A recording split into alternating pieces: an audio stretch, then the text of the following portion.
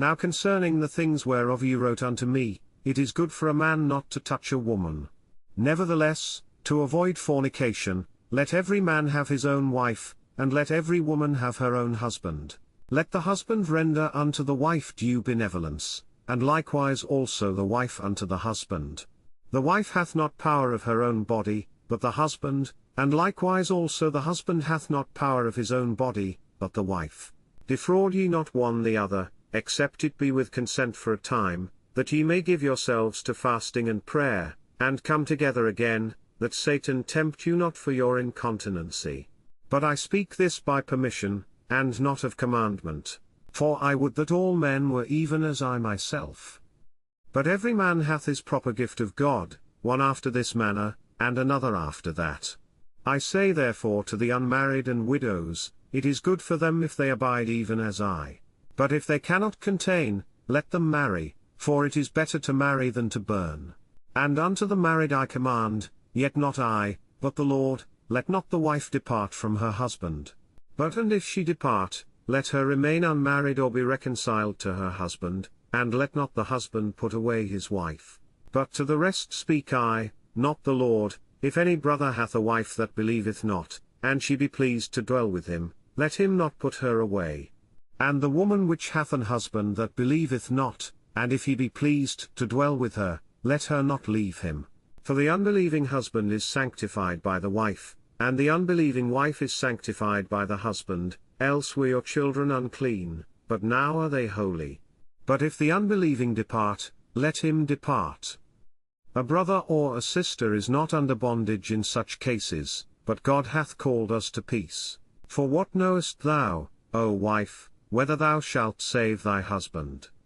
Or how knowest thou, O man, whether thou shalt save thy wife? But as God hath distributed to every man, as the Lord hath called every one, so let him walk. And so ordain I in all churches. Is any man called being circumcised? Let him not become uncircumcised. Is any called in uncircumcision? Let him not be circumcised. Circumcision is nothing, and uncircumcision is nothing, but the keeping of the commandments of God. Let every man abide in the same calling wherein he was called. Art thou called being a servant? Care not for it, but if thou mayest be made free, use it rather. For he that is called in the Lord, being a servant, is the Lord's freeman, likewise also he that is called, being free, is Christ's servant. Ye are bought with a price, be not ye the servants of men. Brethren, let every man, wherein he is called, therein abide with God.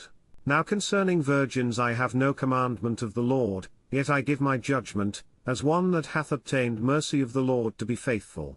I suppose therefore that this is good for the present distress, I say, that it is good for a man so to be. Art thou bound unto a wife? Seek not to be loosed. Art thou loosed from a wife? Seek not a wife. But and if thou marry, thou hast not sinned, and if a virgin marry, she hath not sinned. Nevertheless such shall have trouble in the flesh, but I spare you. But this I say, brethren, the time is short, it remaineth, that both they that have wives be as though they had none, and they that weep, as though they wept not, and they that rejoice, as though they rejoiced not, and they that buy, as though they possessed not. And they that use this world, as not abusing it, for the fashion of this world passeth away. But I would have you without carefulness.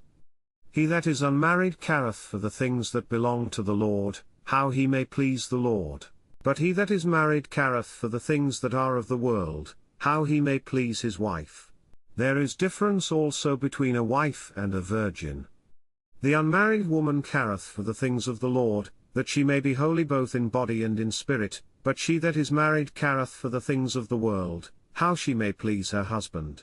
And this I speak for your own profit, not that I may cast a snare upon you, but for that which is comely, and that ye may attend upon the Lord without distraction.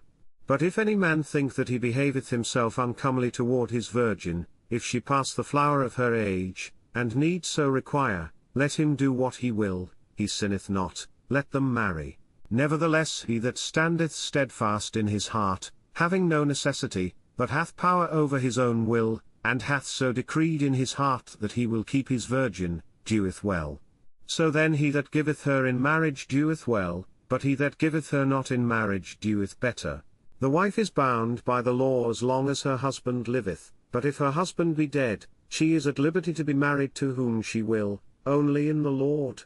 But she is happier if she so abide, after my judgment, and I think also that I have the Spirit of God.